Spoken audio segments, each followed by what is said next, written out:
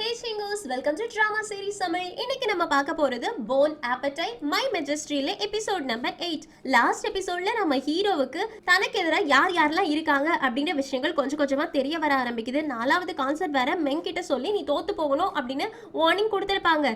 இந்த பக்கம் நம்ம ஹீரோயின் என்ன பண்றாங்க, போட்டிக்கு தேவையான எல்லா விஷயத்தையுமே ப்ரிப்பேர் பண்றாங்க. முக்கியமா ரெட் சில்லிஸ் மிளகா ப்ரிப்பேர் பண்றாங்க. அதுலயும் உள்ள இருக்கக்கூடிய அந்த விதை எல்லாத்தையுமே நீக்கிட்டு வெளியில இருக்கக்கூடியதை பொடி பண்ணணும் அப்படின்னு சொல்லிட்டு இருக்காங்களா.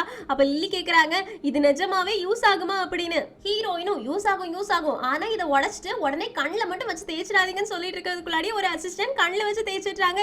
இது கொஞ்சம் சீக்கிரமாவே சொல்லி தொலைச்சிருக்க கூடாதா அப்படின்னு. அதுக்கப்புறமா இவங்க கேக்குறாங்க, இதை நம்ம ட்ரை பண்ணி வச்சோம் அப்படின்னா சாப்பிடுற மாதிரி இருக்குமான்னு. ஹீரோயினும் இதை ட்ரை பண்ணி வச்சா மட்டும் இல்ல, சும்மாவே சாப்பிடலாம் அப்படின்னு எடுத்து சாப்பிட்டுட்டு, இது ஒன்னும் பாய்சன் கிடையாது, இதை நம்ம கிரஷ் பண்ணி பேஸ்ட் பண்ணி யூஸ் பண்ணோம் அப்படின்னா சூப்பரா இருக்கும்ன்றாங்க. உடனே மெங்க இருக்கான்ல, அவன் எடுத்து சாப்பிட்டு பாக்குறான். அவனுக்கு எரிப்பு தாங்க முடியல. அடுத்தது யோம் எடுத்து சாப்பிட்டு பாக்குறாங்க. ரெண்டு பேருமே ஐயோ எரியுதே அப்படின்னு சொல்லிட்டு வாயில வைக்க முடியாம இருக்காங்க.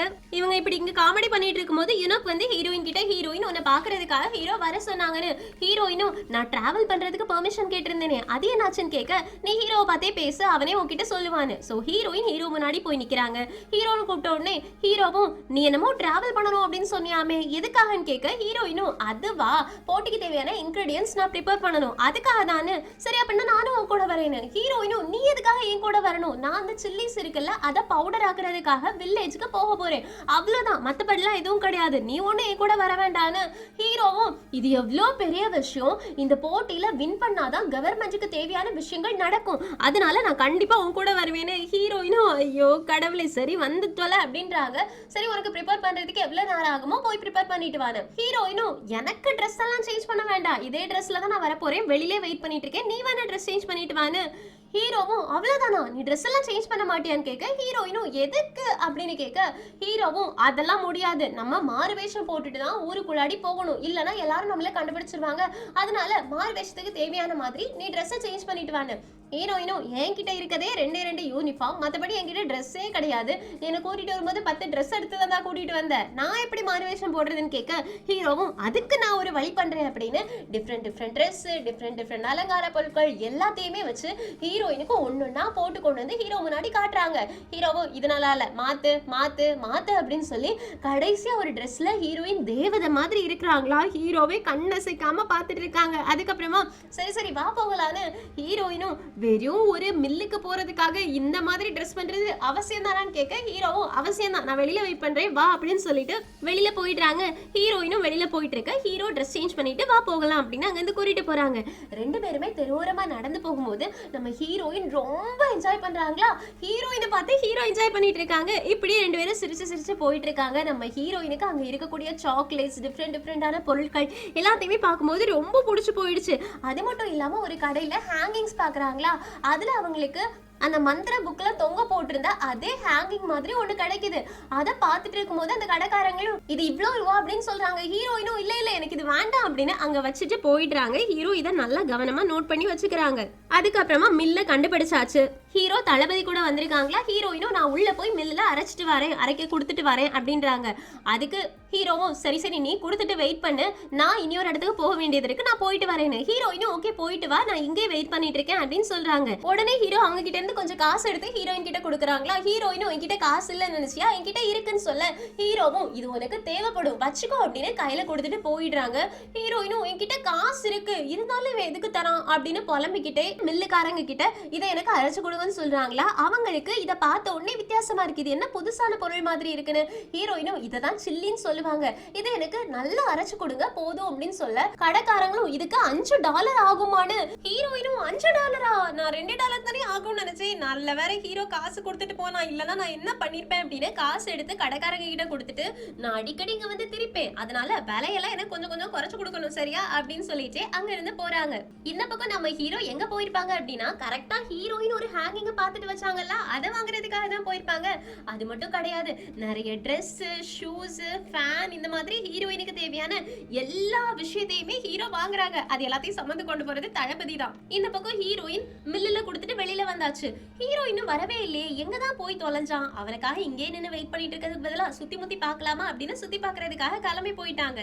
இந்த பக்கம் நம்ம ஹீரோ ஷாப்பிங் எல்லாம் முடிச்சுட்டு வந்தாச்சா, ஹீரோயினை தேடினா ஹீரோயினை காணாது. அவ எங்க போயிட்டா அப்படின்னு கேக்குறதுக்கு தளபதி சொல்றாங்க, ஒருவேளை அவ மில்லுல இருந்து வெளியில வந்திருக்க மாட்டாளா இருக்கும், நான் போய் பார்த்துட்டு வரேன்னு ஹீரோவும் ஓகே அப்படின்னு அனுப்பி வைக்கிறாங்க. அந்த நேரத்துல அங்க ஒரு புயல் வந்த மாதிரி இருக்கு, மழை பெய்ய ஆரம்பிக்குது.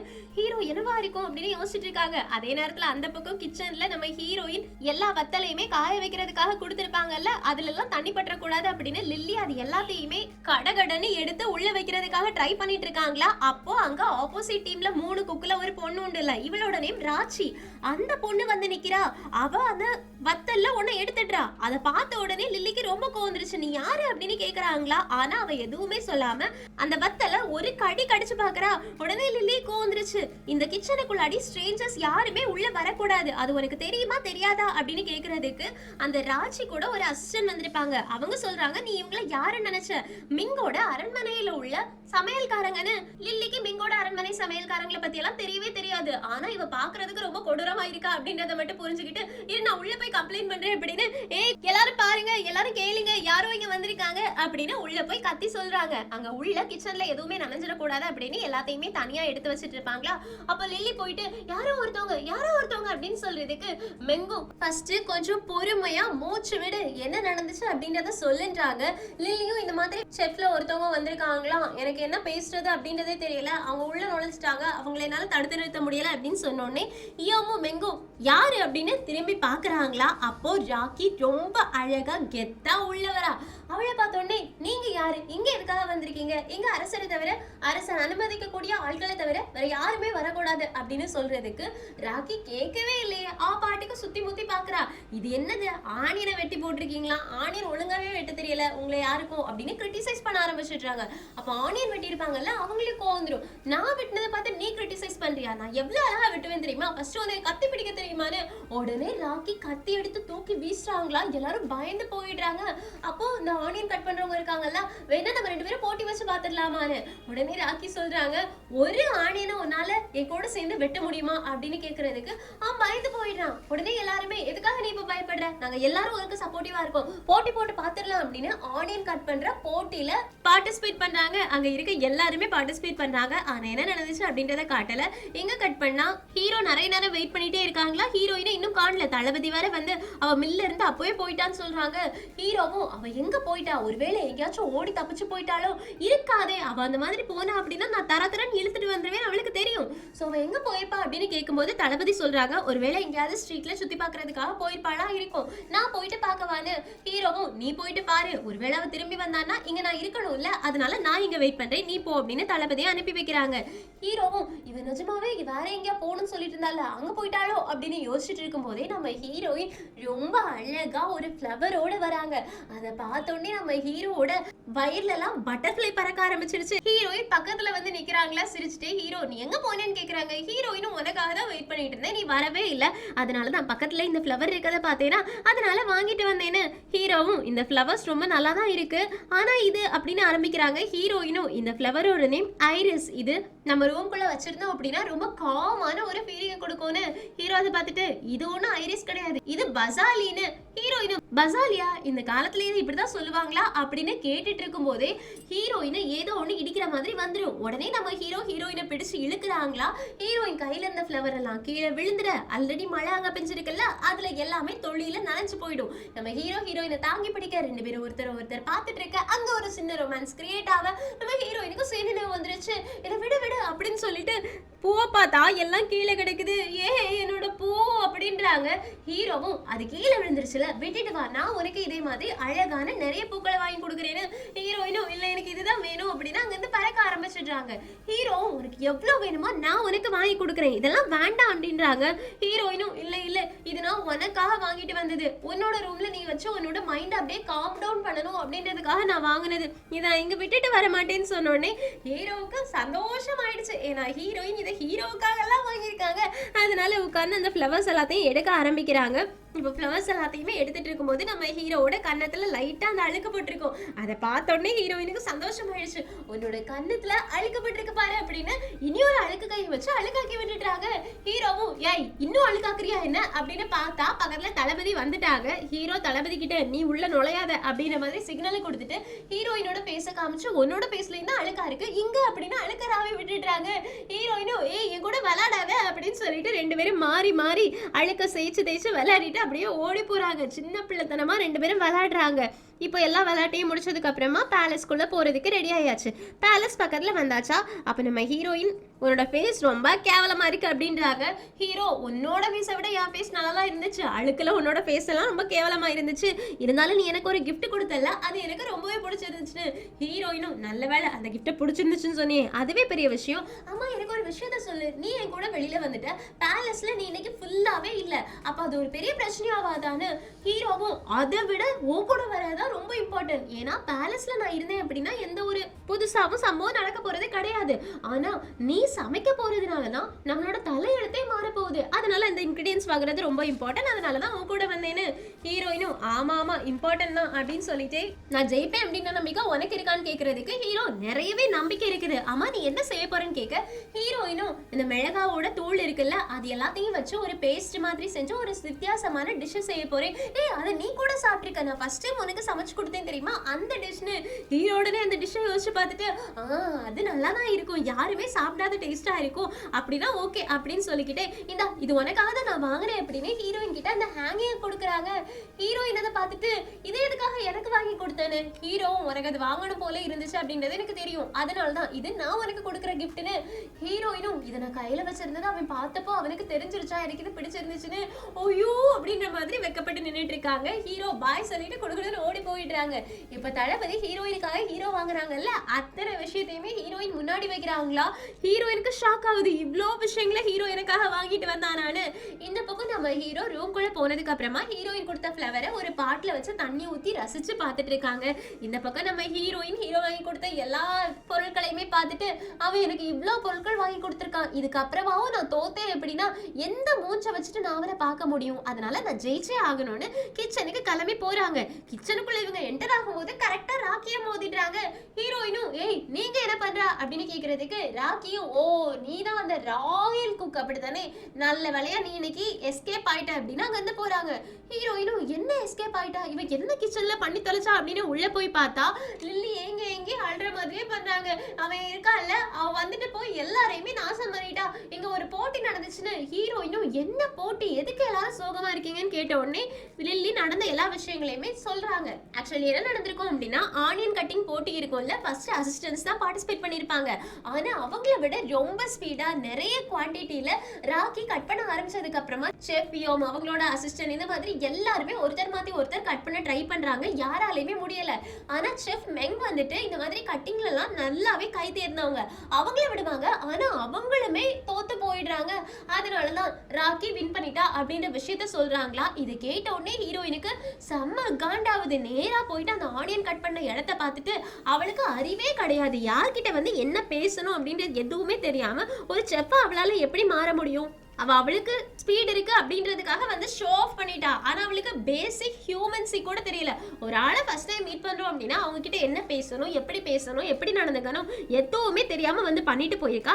அதுக்கு நீங்க எதுக்காக மூஞ்சி தூக்கி வச்சுட்டு இருக்கீங்க, அவெல்லாம் ஒரு ஆளு, ஸ்பீடு மட்டும் பத்துமா, நல்ல ஒரு திறமை வேண்டாமா, அது மட்டும் இல்லாம நீங்க எல்லாரும் இப்ப எதுக்கு மூஞ்ச தொங்க போட்டுட்டு இருக்கீங்கன்னு எனக்கு தெரியல. நீங்க எல்லாரும் அவகிட்ட தோத்து போனதை இப்பவே ஒத்துக்கிறீங்களா, உங்க யாருக்கும் அவ கூட போட்டி போட வேண்டாம், போட்டி போடாமலே நீங்க தோத்ததா ஒத்துக்கிட்டீங்களா அப்படின்னு கேட்ட உடனே எல்லாருக்கும் ஒரு மாதிரி ஆயிடுச்சு. இல்ல நாங்க கிவ் அப் பண்ண மாட்டோம், நாங்க அவளை எதிர்த்து போராடி நாங்க வின் பண்ணுவோம் அப்படின்றாங்க. ஹீரோயினும் இதுதான் ஸ்பிரிட், யாரெல்லாம் போட்டிக்கு ரெடியா இருக்கீங்கன்னு கேட்க எல்லாருமே எழுந்திருச்சு நிக்கிறாங்க. லில்லி சொல்றாங்க என்னால சமைக்க முடியாது, ஆனா உங்களுக்கு தேவையான எல்லா ஹெல்ப்பையுமே நான் பண்ண ரெடியா இருக்கேன்னு. ஹீரோயினும் ஃபைட்டிங் அப்படின்றாங்களா. எல்லாரும் ஃபைட்டிங்கா அப்படின்னா என்னன்னு கேட்க ஹீரோயினும் ஓகே ஓகே நம்ம எல்லாரும் ஜெயிப்போம் அப்படின்றாங்க. எல்லாருமே ஜெயிப்போம் அப்படின்னு சொல்லிட்டு என்கரேஜ் ஆயிட்டாங்க. இந்த பக்கம் ராக்கி கிட்ட யுகுன் கேக்குறாங்க நீ போயிட்டு கிச்சனை பார்த்தல அங்க எல்லாரும் எப்படி இருந்தாங்கன்னு. ராக்கி சொல்றாங்க ஹீரோயின் இல்ல வேற எல்லாரும் இருந்தாங்க, ஒருத்தனுக்கும் ஒண்ணு தெரியல, ஒரு ஆனியன் கட் பண்ண கூட ஸ்பீட் அவங்களுக்கு வரல, அதனால அவங்க எல்லாரையுமே பெருசா எடுக்க வேண்டாம்னு அதுக்கு லீடர் சொல்றாங்க. அப்படின்னா நீ ஹீரோயினை பார்க்கல, மெயின் தலையை விட்டுட்டு வந்துட்டேன்னு சொல்லுன்னு. ராக்கியும் அசிஸ்டன்ஸே எப்படி இருந்தாங்க அப்படின்னா மெயின் ஆள் எப்படி இருப்பாங்க, அதனால அவங்க எல்லாத்தையும் நம்ம ஜெயிக்கிறது ஈஸி. ஆனா என்ன, அவங்க கிட்ட நான் ஒரு வித்தியாசமான பொருளை கண்டுபிடிச்சேன் அப்படின்னு மிளகாவை தூக்கி காட்டுறாங்க. அதை பார்த்துட்டு யுக்கனும் இந்த ஒரே ஒரு ப்ராடக்ட்டை வச்சுட்டு அவங்களால ஜெயிக்க முடியாது, நீங்க கண்டிப்பா ஜெயிச்சே ஆகணும் அப்படின்னு இவங்க என்னென்ன வேவு பார்த்தாங்க அப்படின்ற விஷயங்களை பத்தி பேசுறாங்க. இதே கட் பண்ண அடுத்த நாள் காலையில யுக்குன் நம்ம ஹீரோ ரெண்டு பேருமே சேர்ந்து என்ன டிஷ் சமைக்கணும் போட்டிக்கு அப்படின்றத டிசைட் பண்றதுக்காக ரெண்டு பேருமே ஒவ்வொரு துண்டுல நிறைய வித்தியாசமான சென்டென்ஸ் எழுதுறாங்க, வேர்ட்ஸ் எழுதுறாங்க. அதுக்கப்புறமா அது எல்லாத்தையுமே குலுக்கி போட்டு நீ ஃபர்ஸ்ட் எடு அப்படின்னு சொல்லும் போது ஹீரோ இல்ல யுக்குன் தான் ஃபர்ஸ்ட் எடுக்கணும் அப்படின்னு சொல்றாங்க. ஸோ யுக்குன் ஃபர்ஸ்ட் ஒன்று எடுக்கிறாங்க, ஹீரோ ஒன்று எடுக்கிறாங்க. அந்த ரெண்டையுமே சேர்த்து வச்சு என்ன வருதோ அந்த மாதிரி ஒரு டிஷ்ஷை தான் இவங்க சமைக்கணும். ஸோ அதில் என்ன வருது அப்படின்னா நான் எக்ஸிஸ்டன்ஸ் மீட், அதாவது இது வரைக்கும் பார்த்தே இல்லாத மாதிரி மீட்டை வச்சு ஒரு டிஷ் செய்யணும் அப்படின்றது தான். ஸோ ஃபர்ஸ்ட் போட்டிக்கான தீம் ரெடி பண்ணியாச்சு. செகண்ட் யாரை வச்சு எடுக்கிறது அப்படின்னு கேட்கும்போது ஒரு மந்திரியை எடுக்க சொல்றாங்க. அந்த மந்திரி தான் யுக்குன் கூட டீலிங் பேசின மந்திரி. ஆனால் ஹீரோவுக்கு தான் அது டீலிங் பேசின ஆளும் தெரியும்ல, அதனால நீ உட்காரு, நீ வா ஹீரோயின் அப்படின்னு ஹீரோயின் எடுக்க சொல்றாங்க. யுக்குனும் அவங்க ஒரு செப்பை வச்சு எடுத்தா நாங்களும் ஒரு செப்பை வச்சு தான் எடுப்போம் அப்படின்னு சொல்லிட்டு ஒரு செப்பை கூட்டி எடுக்க சொல்றாங்க. இவங்க ரெண்டு பேரும் எடுக்கக்கூடியதுல என்ன வருது அப்படின்னா நான் சேஞ்ச் அப்படின்னா தெரிஞ்சது ஆனா அதை சேஞ்ச் பண்ணணும் அப்படின்ற மாதிரில மீனிங் வருது. அது இப்படி ஒரு டிஷ்ஷே கிடையாது, அதனால நம்ம வேற ஏதாச்சும் இனி ஒரு தடவை எடுக்கலாமா அப்படின்னு யுக்குன் கேட்கறதுக்கு ஹீரோ ஒரு நிமிஷம் யோசிக்கிறாங்க. இல்ல வேண்டாம், எதுக்காக அந்த மாதிரிலாம் எடுக்கணும், நான் சேஞ்ச் அப்படின்னா இதை ஒரு ஃபேஸாவே நம்ம கண்டக்ட் பண்ணலாமே.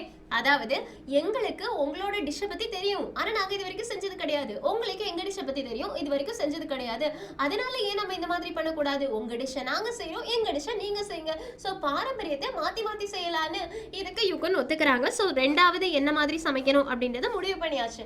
இப்போ மூணாவது எடுக்கிறதுக்காக கூப்பிடுறாங்க. அப்ப ஹீரோ அங்கங்க சுத்தி பார்க்கும்போது இந்த ஹைனஸ் இருக்கானே, இவன் ஹீரோ முன்னாடி ஒரு டம்மி பீஸ் மாதிரி தான் காமிக்கணும்னு நினைக்கிறேன், ஏன்னா உட்காந்து தூங்கிட்டு இருக்கான். அப்ப ஹீரோவும் அங்கிள் எழுமுங்க அங்கிள் நீங்க வந்து எடுங்க அப்படின்னு கூப்பிட ஹைனஸும் ஓகே அப்படின்னு எழுந்திரிச்சு வராங்க. இந்த பக்கம் இருந்து யுக்குன் இனி ஒரு செப்பை கூப்பிடுறாங்க. ஸோ இவங்க ரெண்டு பேரும் எடுக்கக்கூடியதுல சூப்புன்னு வருது. ஆக்சுவலி யுக்குனோட நாட்டுல சூப் அப்படின்றது ரொம்ப ஃபேமஸ் ஆனது. ஸோ அவங்க சூப்பரா செய்வாங்க. ஸோ ஹீரோவுக்கு இதுல பெனிஃபிட் கிடையாது. நம்ம ஹீரோயின் யோசிக்கிறாங்க, ஐயோ அவங்க சூப்பு செமையா செய்வாங்களே, இவன் என்ன நினைச்சிட்டு இதை எடுத்தான் அப்படின்ற மாதிரி உயிரை கையில பிடிச்சிட்டு இருந்த மாதிரி இருக்கிறாங்க. இருந்தாலும் ஓகே அப்படின்னு ஒத்துக்கிட்டாங்க. நம்ம ஹீரோக்குமே தெரியும் சூப் அவங்களோட நாட்டோடது, இருந்தாலும் நம்ம அதை பண்ணிடலாம் அப்படின்னு கான்ஃபிடன்ஸ் அவங்களுக்கு இருக்கு. ஸோ 3 போட்டி 3 தீம் எல்லாத்தையுமே ரெடி பண்ணியாச்சு. யுக்குனுக்கு ரொம்ப சந்தோஷமாயிடுச்சு, ஏன்னா 2 போட்டியில அவங்களால கண்டிப்பா வின் பண்ண முடியும் அப்படின்ற மாதிரி அவங்களுக்கு கான்ஃபிடன்ஸ் இருக்கு. அதனால சிரிச்சுட்டே சொல்றாங்க, ஹீரோ இந்த போட்டிக்கு முடிஞ்சதுக்கு அப்புறமா நம்ம என்னென்ன பரிமாறிக்கணும் அப்படின்றத பத்தி இப்பவே பேசிடலாமா, நான் உங்ககிட்ட 50 பொண்ணுங்க நிறைய பொருட்கள் இதுதானே கேட்டிருந்தேன், இப்போ இந்த போட்டியில நீங்க தோத்து போயிட்டீங்க அப்படின்னா 100 பொண்ணுங்களை எனக்கு கொடுக்கணும், அதே மாதிரி பொருட்களை டபுளா கொடுக்கணும்னு மந்திரிமார்கள் சுத்தி இருப்பாங்கல்ல அவங்க எல்லாருமே என்ன இவன் இப்படி கேட்டுட்டு இருக்கான் அப்படின்ற மாதிரி ஷாக் ஆகுறாங்க. நம்ம ஹீரோ சும்மா விடுவாங்களா, சரி நீ வின் பண்ணிட்டனா உனக்கு அதை கொடுக்கறதெல்லாம் இருக்கட்டும், உனக்கு மட்டும் பெனிஃபிட் கிடைச்சா எப்படி, எங்களுக்கு பெனிஃபிட் கிடைக்க வேண்டாமா, அதனால நாங்க ஜெயிச்சோம் அப்படின்னா நாங்க கொடுக்கக்கூடிய பொருட்கள்ல பாதி மட்டும் தான் நாங்க கொடுப்போம், முழுசா கூட இவ்வளவு நாளும் தந்ததை தரமாட்டோம், பாதியா குறைச்சிருவோம். அது மட்டும் இல்லாம உங்க நாட்டுல இருந்து எங்க நாட்டுக்கு மாவு நிறைய கொண்டு வந்துட்டு இருக்கீங்க, அத டபுளா எனக்கு கொடுக்கணும், உனக்கு ஓகேவா அப்படின்னு கேக்குறதுக்கு யுக்குனு உனக்கு எவ்வளவு தைரியம், உன்னால எப்படி இப்படி கேட்க முடியுது அப்படின்னு ஹீரோவும் ஏன் நீங்க டிமாண்ட் வைக்கும் போது நான் அமைதியா தானே கேட்டுட்டு இருந்தேன், அப்ப நான் டிமாண்ட் வைக்க கூடாதான்னு யுக்குனு நீ ஒரே அரசன், உன்னால என்ன வேணாலும் ப்ராமிஸ் பண்ண முடியும், ஆனா நான் அரசர் கிடையாதே, அரசர் அங்க இருக்காரு, அவருக்கு பதிலா நான் எப்படி கேட்க முடியும்னு ஹீரோ கேக்குறாங்க. அப்படின்னா நீ அரசர் கிடையாது தானே, அப்புறம் எதுக்காக 50 பொண்ணுங்களுக்கு பதிலா 100 பொண்ணுங்க இருக்கிறத விட டபுள் மடங்கு கொடுக்கணும், அதெல்லாம் மட்டும் எப்படி அரசருக்கு சொல்லாம நீ வந்து கேப்ப, உனக்கு ஒருவேளை கான்ஃபிடன்ஸ் இல்லையா இருக்கும் அப்படின்றாங்க. உடனே யுக்குன் கோவப்பட்டு திட்ட போறாங்களா, அப்ப மந்திரி இங்க இருந்து ஆக்ஷன் காமிக்கிறாங்க, ஒத்துக்கோ நீ தான் ஜெயிப்ப, நாங்க ஏதாவது பண்றோம் அப்படின்னு யுக்குனும் ஓகே அரசர்கிட்ட நான் அப்புறமா போய் பேசிக்கிறேன், எப்படி நாங்க ஜெயிக்க தான் போறோம், இங்க இருந்து பொருட்களை நாங்க கொண்டு போக தான் போறோம் அப்படின்னு போட்டிக்கு ஒத்துக்கிறாங்க. நம்ம ஹீரோவுக்கு பரவாயில்லையே இந்த மடப்பையன் இவ்வளோ சீக்கிரமா என்னோட வலையில விழுந்துட்டானே அப்படின்ற மாதிரி இருக்கு. இப்போ இனி இது என்னைக்கு நடக்கணும் அப்படின்றத பேசும்போது நம்ம ஹீரோ 3 நாள் அப்படின்றாங்க. உடனே ஹீரோயின் தலையில கை வச்சு 5ன்னு சொல்லி ஆக்ஷன் காமிச்ச உடனே ஹீரோவும் 5 நாள் கழிச்சு இந்த காம்படிஷன் நடக்கும். அந்த 5 நாளைக்கு முன்னாடி உங்களுக்கு தேவையான இன்கிரிடியன்ஸ், உங்களுக்கு தேவையான விஷயங்கள் எல்லாத்தையுமே ப்ரிப்பேர் பண்ணுங்க அப்படின்னு சொல்லி முடிக்கிறாங்க. அதுக்கப்புறமா 3 செஃப்புமே இனியொரு 3 செஃப்பை ஃபேஸ் பண்ணி நிக்கிறாங்களா. அப்போ மிங்கோட செஃப் எல்லாருமே நீங்க நல்லபடியா போட்டி போடுறதுக்கு வாழ்த்துக்கள் அப்படின்னு சொல்றாங்க. ஹீரோயினும் நான் நல்லபடியா போட்டி போடலதானா இருக்கட்டும், ஆனா எனக்கு ஒரு ஆள் ஒரு பொருளை கொடுத்தாங்க அப்படின்னா அதை வச்சிட்டு இருக்கிறதெல்லாம் பிடிக்காது, அவங்களுக்கு திரும்ப கொடுத்துருவேன். அதே மாதிரிதான் நீங்க வரும்போது எங்களோட கிச்சன்ல உங்களோட கத்திய விட்டுட்டு போயிட்டீங்க, அதை உங்களுக்கே சேஃபா நான் ரிட்டர்ன் பண்ணிட்டேன் அப்படின்றாங்களா. ராட்சிக்கு கோவம் வந்துருச்சு. குடுகுடுன்னு அங்க இருந்து போய் அவங்களோட கிச்சன்ல போய் பார்த்தா கத்தி, இவங்க என்ன கத்தியை அங்க வச்சுட்டு வந்தாங்களோ ஹீரோயினோட கிச்சன்ல அந்த கத்தி இங்க இருக்கும். அது மட்டும் இல்லாம அது மழுங்கி போயிருக்கும். அவளுக்கு எவ்வளவு தைரியம், இந்த கத்தியை நாசம் பண்ணி கொண்டு வந்து வச்சிருக்கா, அவளை நான் சும்மா விட மாட்டேன்னு அந்த கத்தியை மார்ஷியல் ஆர்ட்ஸ் பண்ணி ஒரு வெட்டுறாங்க. சோ ஹீரோயின் மேல இவங்க எல்லாருமே செம்ம காண்டாயிட்டாங்க. அந்த பக்கம் ஹீரோயினும் என்கிட்ட போட்டு மோதி ஜெயிச்சிடலாம்னு நினைச்சியா, உன்ன மாதிரி ஒரு ஆள் 2 ஆள் இல்ல நிறைய பேரை நான் பார்த்துட்டேன் அப்படின்னு கத்திய தீட்டி வச்சிருக்காங்க. பக்கத்துலயே லில்லியோட டிராயிங்ஸ் இருக்கு. அதுல நம்ம ஹீரோயின் பிரஷர் குக்கரை எப்படி உருவாக்குறது அப்படின்னு டிராயிங் போட்டு வச்சிருக்காங்க. சோ நம்ம ஹீரோயின் ஹிஸ்டாரிக்கல் காலத்துல போயிட்டு பிரஷர் குக்கர் வச்சு சமைக்க போறாங்க. அப்புறம் என்ன சமையல் தூள் கலப்பு போகுது. சோ இந்த போட்டியில யார் வின் பண்ணுவாங்க, எப்படி சமைப்பாங்க அப்படின்றதெல்லாம் பார்க்கறதுக்கு ரொம்ப இன்ட்ரெஸ்டிங்கா இருக்கும். ஸோ மிஸ் பண்ணாம அடுத்தடுத்த எபிசோட்காக வெயிட் பண்ணுங்க. நெக்ஸ்ட் எபிசோட்ல உங்களை வந்து மீட் பண்ணேன். Thank you friends, take care, bye bye.